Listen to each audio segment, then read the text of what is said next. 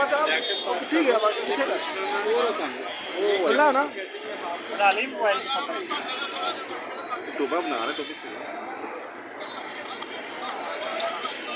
माशाल्लाह आज ही बिल्लू टिक्का भी ट्रेनिंग दे रहा सर और सर इसकी जो ट्रेनिंग है अंदर की बंद करवा दी है और सर इसको भी सर सील करने लगे सर बड़ी दे रहे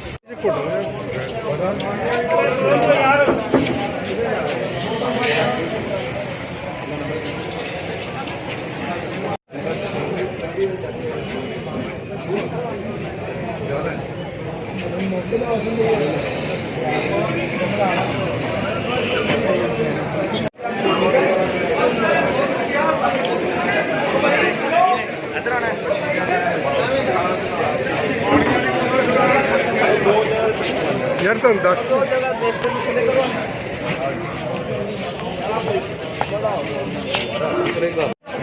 चल हाँ चल ऊपर कर चेहरा देख ठोकर पै जानी है तेन बोलो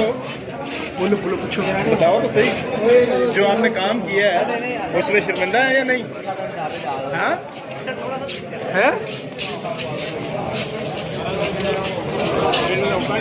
कपड़ा किसके बगाने में किया था पंजाब